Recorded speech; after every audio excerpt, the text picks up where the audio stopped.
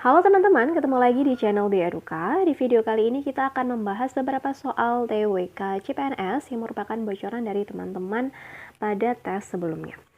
Sebelum kita lanjut membahas soalnya, bantu aku untuk subscribe, like, and share video ini sebanyak-banyaknya.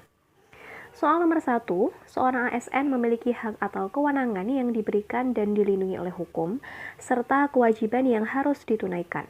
Keutamaan seorang ASN sebagai pejabat publik harus berintegritas tinggi pada nilai. Oke, di sini kita sudah dapatkan keywordnya, yaitu integritas tinggi. A. Kejujuran, B. Kedisiplinan, C. Tanggung jawab, D. Kepedulian, atau E. Pelayanan publik. Mulai dari opsi A sampai E, ini semuanya merupakan nilai-nilai yang terkandung di dalam poin-poin integritas. Tapi di antara kelima nilai ini, manakah yang merupakan nilai integritas yang poinnya paling tinggi? Apakah kejujuran, kedisiplinan, tanggung jawab, kepedulian, atau pelayanan publik? Oke, tentunya yang merupakan nilai integritas tinggi itu adalah nilai kejujuran. Kenapa? Kita bisa bayangkan apabila di dalam suatu negara itu didominasi oleh orang-orang yang tidak memiliki kejujuran. Kita bisa bayangkan ya seperti apa hancurnya negara tersebut kalau orang-orang di dalamnya itu melakukan tindak ketidakjujuran, kayak misalkan melakukan korupsi dan lain sebagainya, yang tentu itu akan merugikan bangsa dan juga negara. Oleh karena itu, poin utama yang harus dimiliki oleh seorang ASN atau poin integritas tertinggi yang harus dimiliki oleh seorang ASN itu adalah memiliki nilai kejujuran. Kemudian nilai-nilai yang ada di bawahnya itu barulah ada nilai kedisiplinan, tanggung jawab, kepedulian, dan juga pelayanan publik. Jadi yang harus dimiliki terlebih dahulu oleh seorang ASN itu adalah nilai kejujuran. Ya, karena memang sangat pentingnya nilai kejujuran dalam diri seseorang, karena apabila seseorang tersebut sudah tidak memiliki sikap jujur, maka sudah bisa dipastikan itu akan membawa dampak yang negatif bagi negara maupun bangsa, yang tentunya itu akan membawa kerugian di berbagai elemen. Oke, untuk jawaban nomor 1, jawabannya adalah opsi yang A. Lanjut ke soal nomor 2. Nasionalisme membantu memperkuat identitas nasional dan mempromosikan rasa kebanggaan akan budaya, bahasa, dan sejarah suatu bangsa. Hal ini dapat dilihat dari berbagai upaya yang dilakukan untuk menumbuhkan nasionalisme, seperti penyebaran informasi tentang sejarah dan budaya bangsa, pembelajaran bahasa nasional, peringatan hari-hari besar nasional, dan partisipasi dalam kegiatan-kegiatan nasionalis. Berdasarkan narasi tersebut, upaya yang paling efektif untuk menumbuhkan rasa bangga akan bahasa nasional adalah, di sini yang ditanyakan adalah yang paling efektif ya. Paling efektif untuk menumbuhkan rasa bangga terhadap bahasa nasional. Kita cek mulai dari opsi A. Meningkatkan penggunaan bahasa nasional dalam kehidupan sehari-hari karena akan membuat masyarakat lebih sering menggunakan bahasa nasional. Ini boleh ya, ini benar. Kita cek juga poin yang B, C, D, dan juga E. B. Meningkatkan pengajaran bahasa nasional di sekolah karena akan membuat masyarakat lebih memahami tata bahasa dan kosakata bahasa nasional. Ini juga boleh. Lalu yang C. Meningkatkan literasi bahasa nasional karena akan membuat masyarakat lebih mampu memahami dan menghargai bahasa nasional. Juga oke. D. Meningkatkan promosi bahasa nasional di media sosial karena akan membuat masyarakat lebih aware akan pentingnya bahasa nasional. Ya, ini bisa jadi. Lalu yang E, meningkatkan kesadaran masyarakat tentang pentingnya bahasa nasional karena akan membuat masyarakat lebih menghargai bahasa nasional. Ini juga boleh sih. Berarti mulai dari opsi A sampai E, ini semuanya sama-sama benar jawabannya. Makanya ditanyakan oleh soalnya adalah yang paling efektif atau yang paling tepat itu kira-kira yang mana? Biasanya ya, rasa bangga itu tumbuh di dalam seseorang apabila seseorang tersebut memiliki pemahaman lebih atau telah memiliki kemampuan literasi.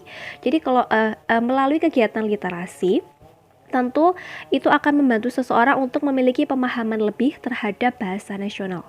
Jadi kalau seseorang itu tidak memiliki kemampuan literasi atau mungkin dia bodo amat terhadap dunia literasi, Otomatis khususnya yang menggunakan bahasa nasional, maka tentunya dia juga akan mengalami kesusahan memahami bahasa nasional itu sendiri atau bahasa Indonesia itu sendiri.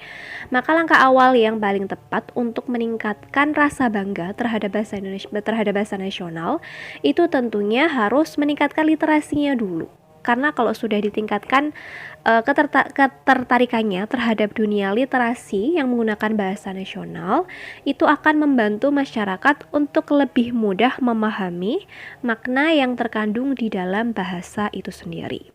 Nah, kalau masyarakat itu sudah memiliki kemampuan memahami, maka itu akan menumbuhkan rasa bangga terhadap dirinya akan bahasa nasional. Kalau dia memiliki rasa bangga terhadap bahasa nasional, maka itu nanti akan menumbuhkan sikap menghargai terhadap bahasa nasional. Jadi kalau kita kaji secara mendetail, yang paling tepat untuk menjawab soal ini atau yang memiliki tingkat keefektifan paling tinggi untuk menumbuhkan rasa bangga akan bahasa nasional itu adalah opsi yang C. Alasannya tadi ya, karena melalui literasi, masyarakat itu memiliki kemampuan lebih untuk memahami makna yang terkandung di dalam bahasa nasional itu sendiri. Nah, kalau masyarakat itu sudah memiliki kemampuan lebih, maka itu akan menumbuhkan rasa bangga. Kalau dia memiliki rasa bangga, maka otomatis dia akan menghargai bahasa nasional. Jadi jawaban yang A, B, D, dan juga E itu opsinya benar. Yang tepat ya untuk dilakukan, namun yang paling efektif untuk dilakukan itu adalah langkah pada poin yang C. Sehingga jawaban yang tepat untuk menjawab soal nomor 2 ini adalah opsi jawaban yang C. Oke, lanjut ke soal nomor 3.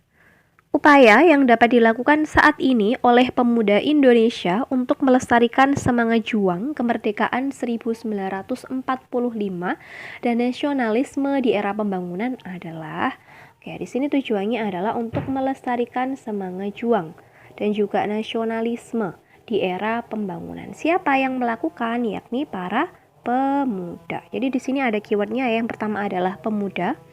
Kemudian yang berikutnya adalah di era pembangunan. Kalau pemuda berarti yang melakukan itu kan adalah para generasi muda, ya kan? Kemudian kalau dalam bidang pembangunan, ya bidang pembangunan itu banyak. Baik itu di bidang ekonomi, pendidikan, sosial, budaya, dan lain sebagainya. Jadi keywordnya yang pertama adalah pemuda, lalu di era pembangunan. Kita cek opsi jawabannya mulai dari yang A, melatih kemampuan untuk menghadapi musuh sewaktu-waktu. Oke. Lalu yang B, menyiapkan rencana untuk menghadapi perubahan di masa mendatang, ya juga boleh. Lalu yang C, menjaga kesehatan tubuh jika dibutuhkan negara setiap saat, ya boleh. Lalu yang D, memiliki tabungan yang banyak untuk bekal di masa mendatang, ya bisa jadi ya, karena memang ini adalah persiapan untuk masa mendatang.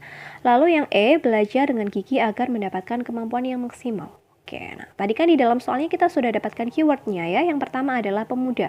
Kalau pemuda itu berarti dilakukan oleh generasi muda. Maka generasi muda ini apa yang bisa dilakukan oleh mereka? Ya tentunya adalah dengan belajar gigih.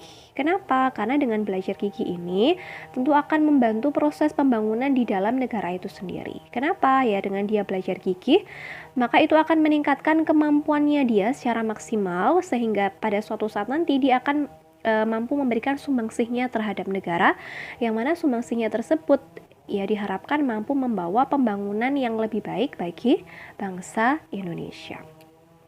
Maka jawaban yang paling tepat untuk menjawab soal nomor 3 ini adalah opsi yang E.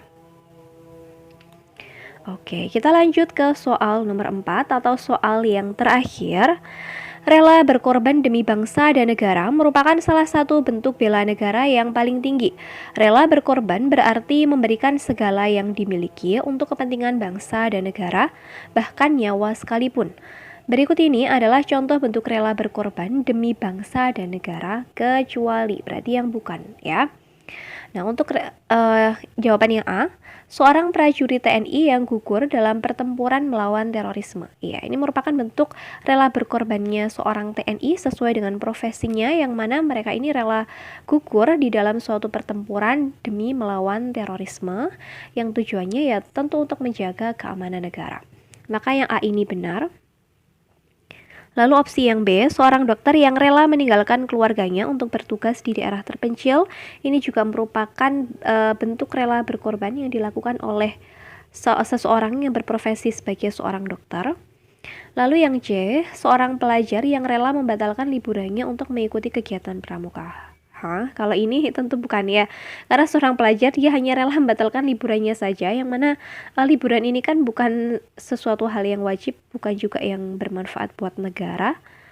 Meskipun dia rela membatalkannya demi kegiatan pramuka, tapi ini kan kurang relate ya kalau dengan kehidupan berbangsa dan bernegara. Maka yang C ini sementara menjadi jawabannya, tapi kita cek dulu opsi yang D sama E. Seorang pengusaha yang rela menyumbangkan sebagian kekayaannya untuk pembangunan di daerah tertinggal. Oke, ini kan merupakan bentuk sikap rela berkorban untuk banyak orang ya, untuk pembangunan yang bermanfaat bagi banyak orang. Lalu yang E, seorang mahasiswa yang rela mengorbankan waktunya untuk menjadi relawan bencana alam. Oke, ini juga untuk kepentingan banyak orang, maka tepat. Berarti yang tidak termasuk contoh rela berkorban demi bangsa dan negara itu adalah opsi yang C. Oke, demikian tadi pembahasan soal-soal tes CPNS TWK. Bocoran dari teman-teman yang sebelumnya telah mengikuti tes. Semoga penjelasan yang aku berikan ini bisa bermanfaat untuk teman-teman dan bermanfaat untuk teman-teman nantinya ketika mengerjakan soal-soal tesnya. Ya, sukses buat kita semua. Sampai ketemu di video yang selanjutnya.